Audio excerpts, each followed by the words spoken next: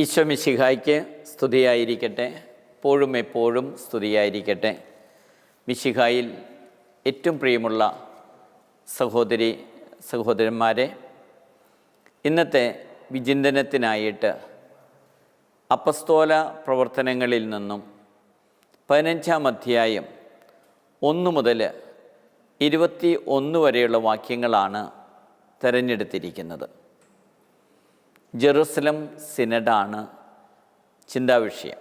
സഭയിലെ ആദ്യത്തെ സിനഡ് പരിശുദ്ധ പിതാവ് സിനഡാത്മകതയെക്കുറിച്ച് പഠിപ്പിക്കുമ്പോൾ അതിൻ്റെ അടിസ്ഥാനപരമായിട്ടുള്ള ബൈബിൾ വിചിന്തനം ഈ 15-ാം അധ്യായത്തിൻ്റെ അടിസ്ഥാനത്തിലാണ്. ജെറുസലം സിനഡിൻ്റെ പശ്ചാത്തലം 15-ാം അധ്യായത്തിൻ്റെ ആദ്യ വാചകത്തിൽ തന്നെ പറയുന്നുണ്ട്.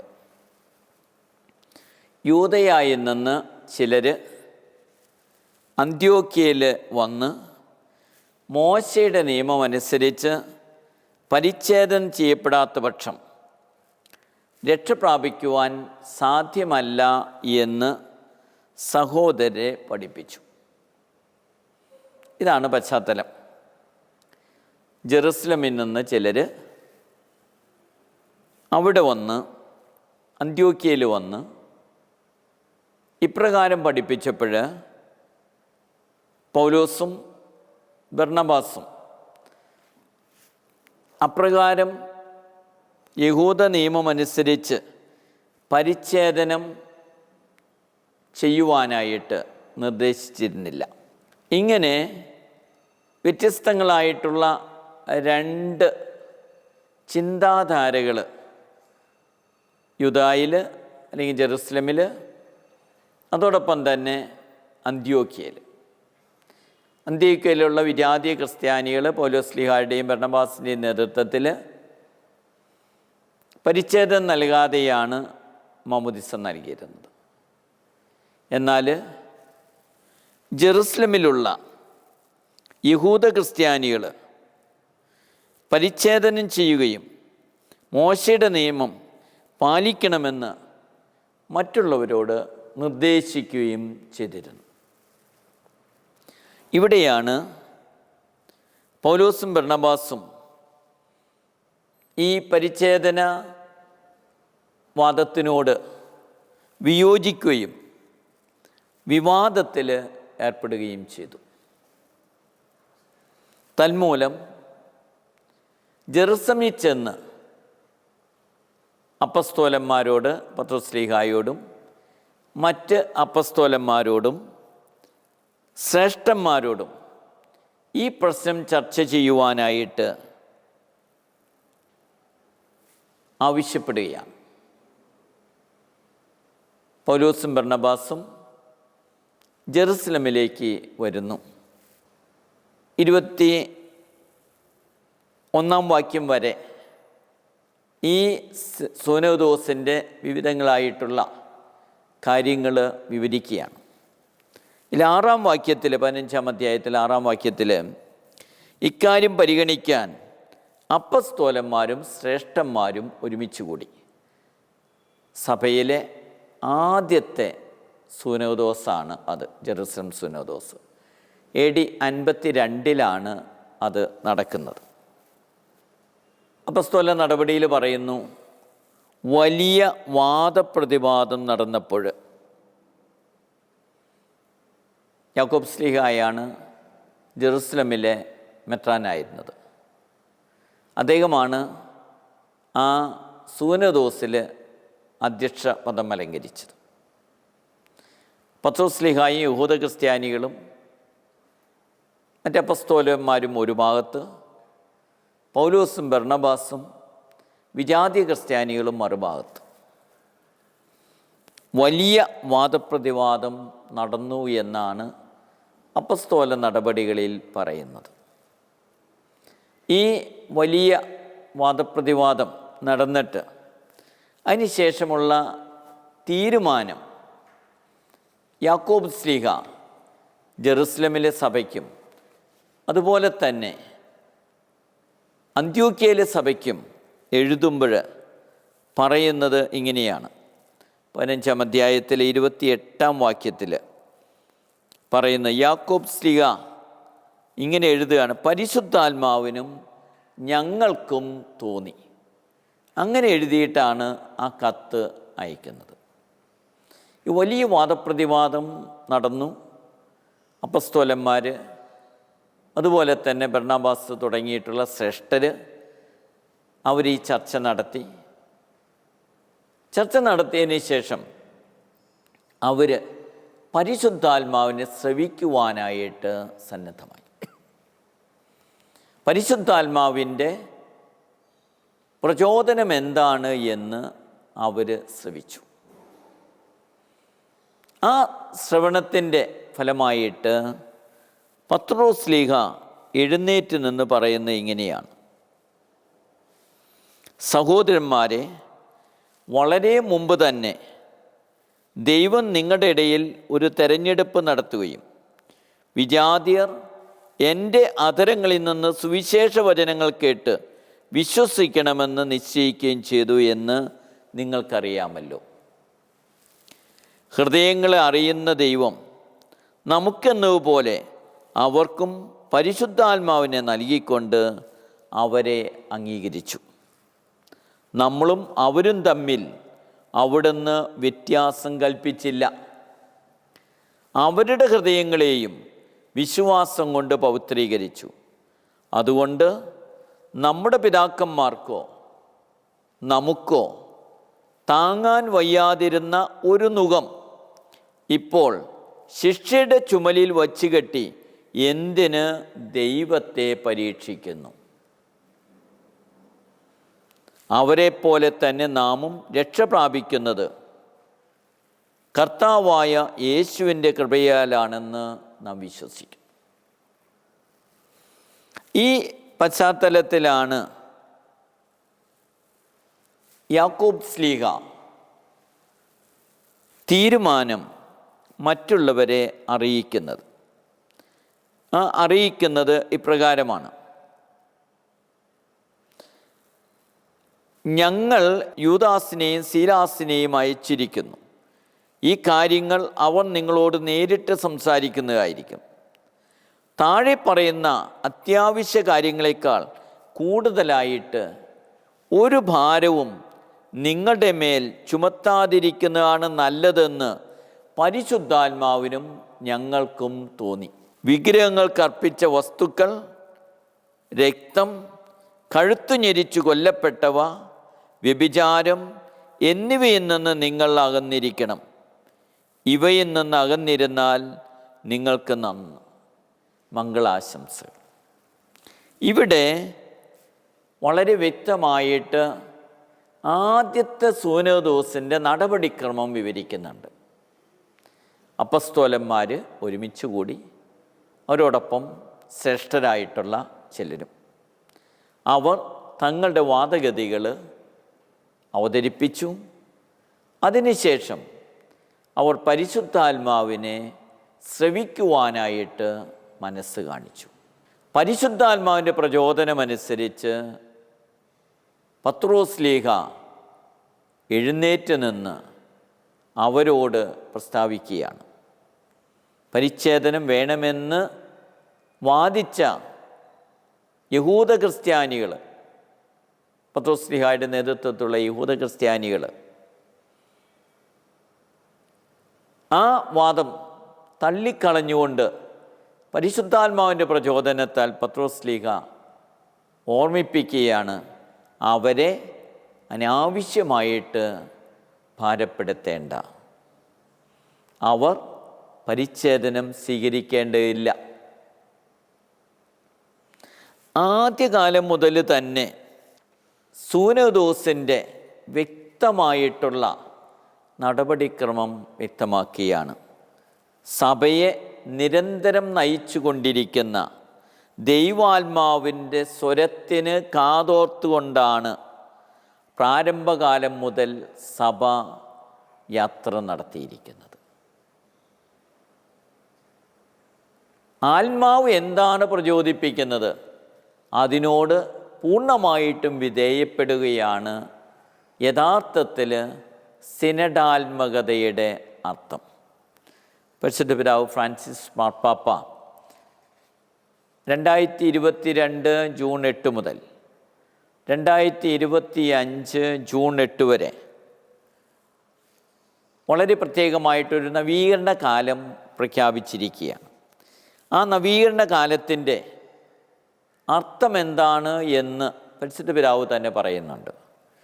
3-ാം സഹസ്രാബ്ദത്തിൽ നിശ്ചയമായും സിനഡാത്മകതയുടെ വഴിയാണ് സഭ തുടരേണ്ടത് എന്നാണ് ദൈവം ആഗ്രഹിക്കുന്നത്. ഈ സിനഡാത്മകതയുടെ വഴി എന്ന് പറയുന്നത് അപ്പസ്തോല പ്രവർത്തനങ്ങളിലെ ഈ 15-ാം അധ്യായത്തിലെ അപ്പസ്തോലരും ശ്രേഷ്ഠരും ഒരുമിച്ച് കൂടി എടുത്ത തീരുമാനത്തിൻ്റെ മാതൃകയാണ്. അവർ തങ്ങളുടെ അഭിപ്രായങ്ങൾ പറഞ്ഞതിന് ശേഷം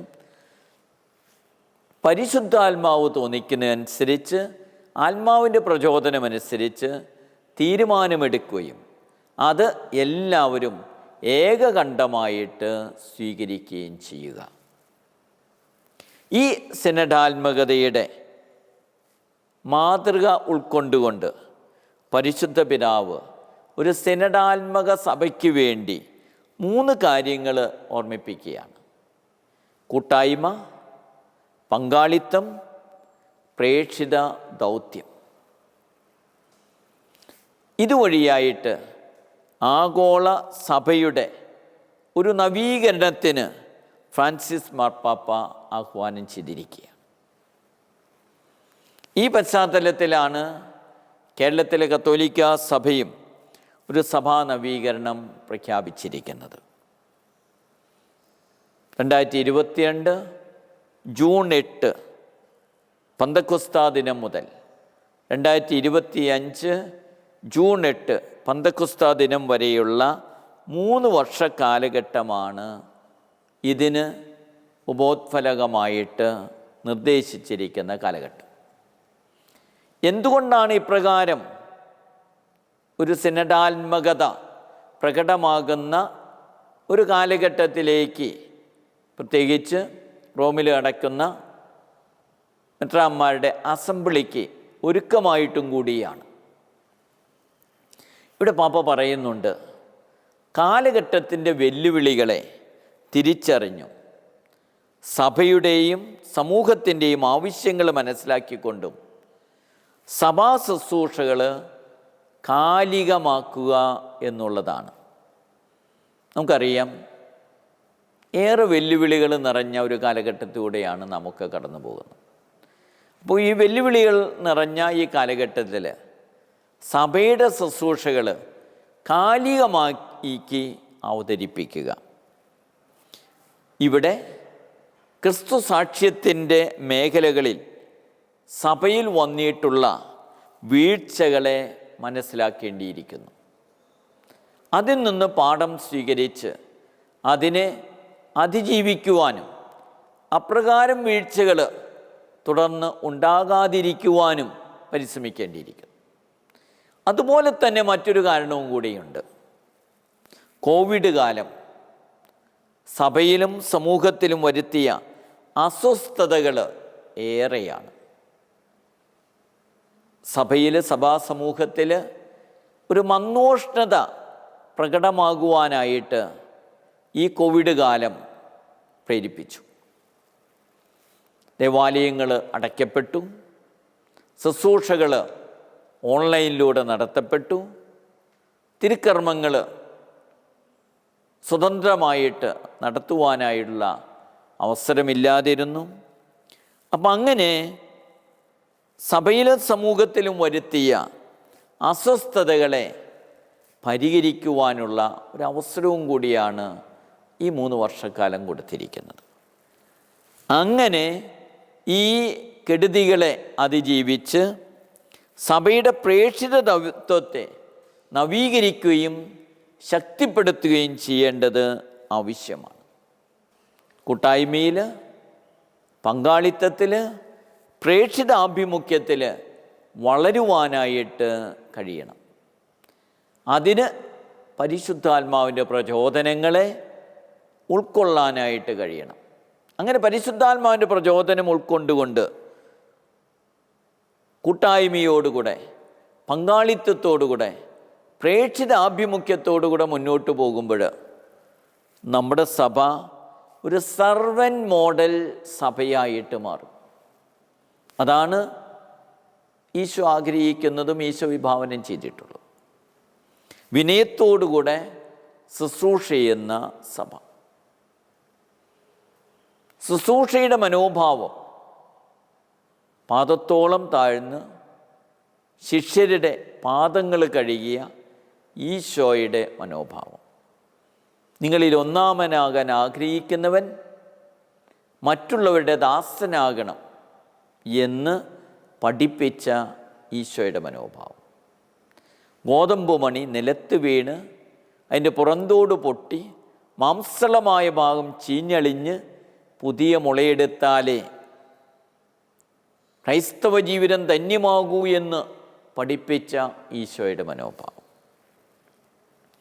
രണ്ടാമത്തേത് സമർപ്പണത്തോടുകൂടെ സഹഗമിക്കുന്ന സഭ.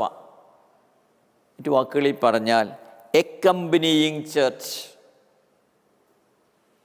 വിവിധങ്ങളായിട്ടുള്ള തലങ്ങളിൽ വെല്ലുവിളികൾ നേരിടുന്നവരെ, പാർശ്വവൽക്കരിക്കപ്പെട്ടവരെ, രോഗികളെ, വിവിധങ്ങളായിട്ടുള്ള പാപകരമായിട്ടുള്ള ജീവിതം നയിക്കുന്നവരെ അനുഗമിക്കുവാൻ, സഹഗമിക്കുവാൻ, അവരെ അവരുടെ അവസ്ഥയിൽ നിന്നും സമൂഹത്തിൻ്റെ മുഖ്യധാരയിലേക്ക് സഭയുടെ വിലപ്പെട്ട അംഗങ്ങളായിട്ട് തിരിച്ചു കൊണ്ടുവരുവാൻ പരിശ്രമിക്കുന്ന ഒരു സഭ. അത് സാധിക്കണമെന്നുണ്ടെങ്കിൽ ആത്മാവിൻ്റെ പ്രചോദനത്തോട് കാതോർക്കണം. അതുപോലെ തന്നെ പ്രധാനപ്പെട്ടതാണ് റീകൺസൈലിംഗ് ചർച്ച്. സ്നേഹത്തോടുകൂടെ അനുരഞ്ജനപ്പെടുന്ന സഭ. അഹന്തയും അഹങ്കാരവും അസൂയയും ഉപേക്ഷിച്ച് എളിമയോടുകൂടെ, വിനയത്തോടുകൂടെ പരസ്പരം കൂട്ടായ്മയിൽ വർത്തിക്കുവാനായിട്ട് പരിശ്രമിക്കുന്ന അവസ്ഥ. അതുകൊണ്ടാണ് പരിശുദ്ധ പിതാവ് ഫ്രാൻസിസ് മാർപ്പാപ്പ ആവർത്തിച്ചു പറയുന്നത്, നിങ്ങൾ മതിലുകൾ കെട്ടാനായിട്ടല്ല പരിശ്രമിക്കേണ്ടത്, മറിച്ച് പാലങ്ങൾ പണിയാനാണ്. മതിലുകൾ കെട്ടാനായിട്ടല്ല, പാലങ്ങൾ പണിയുക. മതിൽ കെട്ടുന്നത് വിഭജനത്തിൻ്റെ ഭാഗമാണ്. പാലങ്ങൾ പണിയുന്നത് പരസ്പരം യോജിപ്പിക്കുന്നതിൻ്റെ ഭാഗമാണ്. ഹൃദയങ്ങൾ അകന്നു പോകാതെ അടുപ്പിക്കാനായിട്ട്, ഹൃദയങ്ങൾ ഐക്യത്തിലേക്ക് കൊണ്ടുവരാനായിട്ട് പരിശ്രമിക്കുന്ന ഒരവസ്ഥയിലേക്ക് കൊണ്ടുവരണമെന്നർത്ഥം. അതുപോലെ തന്നെ പ്രധാനപ്പെട്ടതാണ് ധീരതയോടുകൂടെ സാക്ഷ്യം നൽകുന്ന സഭ, ദ വിറ്റ്നസിങ് ചർച്ച്. ധീരതയോടുകൂടെ സാക്ഷ്യം നൽകുന്ന ഒരു സഭ. അങ്ങനെ ധീരതയോടുകൂടെ സാക്ഷ്യം നൽകുവാനായിട്ട് ക്രൈസ്തവ സമൂഹത്തിന് സാധിക്കണമെന്നുണ്ടെങ്കിൽ ആത്മാവിൻ്റെ പ്രചോദനത്താൽ മുന്നേറിയാൽ മാത്രമേ സാധിക്കുകയുള്ളൂ. അവിടെ വ്യക്തിപരമായ താല്പര്യങ്ങൾ ബലി കഴിക്കേണ്ടതായിട്ട് വരും. സ്വന്തം ഇഷ്ടാനിഷ്ടാനങ്ങൾ ബലി കഴിക്കേണ്ടതായിട്ട് വരും. അതാണല്ലോ ഈശോ തൻ്റെ പീഡാസഹനത്തെയും മരണത്തെയും കുറിച്ച്, ഉത്ഥാനത്തെയും കുറിച്ച് പ്രവചിച്ചപ്പോൾ, താൻ പീഡയേൽക്കേണ്ടി വരുമെന്നും മരിക്കേണ്ടി വരുമെന്ന് പറഞ്ഞപ്പോൾ പത്രോസ് ശ്ലീഹ യേശുവിനെ മാറ്റി നിർത്തിയിട്ട് നിനക്കിതൊന്നും സംഭവിക്കാതിരിക്കട്ടെ എന്ന് പറഞ്ഞ് നിരുത്സാഹിപ്പിച്ചത്. അപ്പോൾ യേശു പറഞ്ഞ വചനങ്ങൾ നമ്മുടെ മനസ്സിലുണ്ട്. വലിയ മുക്കുവനാകാനായിട്ട് തിരഞ്ഞെടുക്കപ്പെട്ട പത്രോസിനോട് പറഞ്ഞത്, സാത്താനെ നീ ദൂരെ പോവുക, നീ ചിന്തിക്കുന്നത് ദൈവികമല്ല മാനുഷികമാണ്. കാരണം ദൈവികമായിട്ടുള്ള ചിന്ത എന്ന് പറയുന്നത് സാക്ഷ്യം നൽകുന്ന ചിന്തയാണ്. അവിടെ സഹനങ്ങളുടെ മധ്യത്തിലും പതറാതെ ആത്മാവിൻ്റെ പ്രചോദനമനുസരിച്ച് ക്രിസ്തു സാക്ഷ്യം നൽകുവാനായിട്ട് സാധിക്കണമെന്ന് അർത്ഥം. അതുപോലെ തന്നെ പ്രധാനപ്പെട്ടതാണ് വർഷിപ്പിംഗ് ചർച്ച്. ആരാധനയോടെ പൂർണ്ണമായിട്ട് ദൈവത്തിൽ ആശ്രയിക്കുന്ന സഭ. കരുത്ത് കിട്ടുന്നത് ബലിയർപ്പണത്തിൽ നിന്നാണ്. ശക്തി സ്വീകരിക്കുന്നത് ബലിയർപ്പണത്തിൽ നിന്നാണ്, കൂദാശകളിൽ നിന്നാണ്. ആ ദൈവീയ ജീവൻ നേടി ശക്തി പ്രാപിച്ച് ക്രിസ്തുവിന് സാക്ഷ്യം വഹിക്കാനായിട്ട് കഴിയണം. അവിടെ ഒരു സമ്പൂർണ്ണ സമർപ്പണത്തിൻ്റെ തലമാണ്. പ്രിയമുള്ളവരെ, ജെറുസലേം സിനഡ് നമ്മോട് ഓർമ്മിപ്പിക്കുന്നതും അതിൻ്റെ പശ്ചാത്തലത്തിൽ പരിശുദ്ധ പിതാവ് ഫ്രാൻസിസ് മാർപ്പാപ്പ വിഭാവനം ചെയ്യുന്നതുമായിട്ടുള്ള സിനഡാത്മക ചൈതന്യത്തിലേക്ക് കടന്നു വരുവാൻ നമുക്കും സാധിക്കട്ടെ.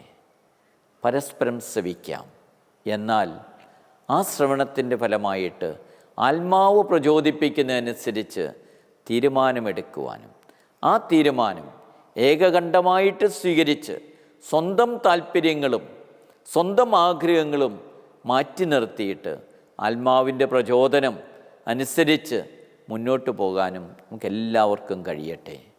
ഈ ആത്മാവിൻ്റെ പ്രചോദനം നമുക്ക് നൽകുന്നത് ഈ ജെറുസലേം സിനഡ് ഓർമ്മിപ്പിച്ചു പോലെ അപ്പസ്തോലരും ശ്രേഷ്ഠരും ഒരുമിച്ച് കൂടി പ്രാർത്ഥിച്ചിട്ടാണ്. ആ പ്രാർത്ഥനയിൽ നിന്നെടുത്ത തീരുമാനത്തിൽ നിന്നാണ്. ആ തീരുമാനങ്ങളോട് വിവേകപൂർവം വിവേചനത്തോടുകൂടെ ഉൾക്കൊള്ളുവാനും അതിനോട് പൂർണ്ണമായിട്ട് സഹകരിക്കാനും പരിശ്രമിക്കുമ്പോഴാണ് യഥാർത്ഥ സന്തോഷവും സമാധാനവും കൈവരിക്കുക. ജെറുസലേമിലും അന്ത്യോക്യയിലും അവർ ഏകകണ്ഠമായിട്ട് സ്വീകരിച്ച് അതനുസരിച്ച് പ്രവർത്തിച്ചു എന്നാണ് അപ്പസ്തോല നടപടിയിൽ പറയുന്നത്. നമുക്കും ദൈവിക പ്രചോദനങ്ങളോട് പൂർണ്ണമായിട്ടും വിധേയപ്പെട്ട് മുന്നോട്ട് പോകാൻ കൃപയ്ക്ക് വേണ്ടി പ്രാർത്ഥിക്കാം. അങ്ങനെ നമ്മളുടെ സഭ സാക്ഷ്യം നൽകുന്ന സഭയായിട്ട് ലോകത്തിൽ പ്രകാശിക്കുന്ന പീഠത്തിന്മേൽ വെച്ച വിളക്ക് പോലെ പ്രശോഭിക്കുന്ന ആത്മാവിൻ്റെ പ്രചോദനമായിട്ട്, ആത്മാവിൻ്റെ തീപ്പന്തമായിട്ട് എന്നും നിലനിൽക്കട്ടെ എന്ന് പ്രാർത്ഥിച്ചുകൊണ്ട് നിങ്ങൾക്ക് ഏവർക്കും ദൈവാനുഗ്രഹം നേരുന്നു. സകലത്തെയും ആശീർവദിക്കുന്നവൻ്റെ അനുഗ്രഹവും സർവത്തെയും സാന്ത്വനപ്പെടുത്തുന്നവൻ്റെ സമാശ്വാസവും എല്ലാറ്റിലും കൃപ ചൊരിയുന്നവൻ്റെ കാരുണ്യം കൃപയും എന്നെ ശ്രവിക്കുന്ന നിങ്ങളെല്ലാവരോടും കൂടെ ഉണ്ടായിരിക്കട്ടെ, ഇപ്പോഴും എപ്പോഴും എന്നേക്കും. ആമീൻ. ഈശോ മിശിഹായ്ക്ക് സ്തുതിയായിരിക്കട്ടെ.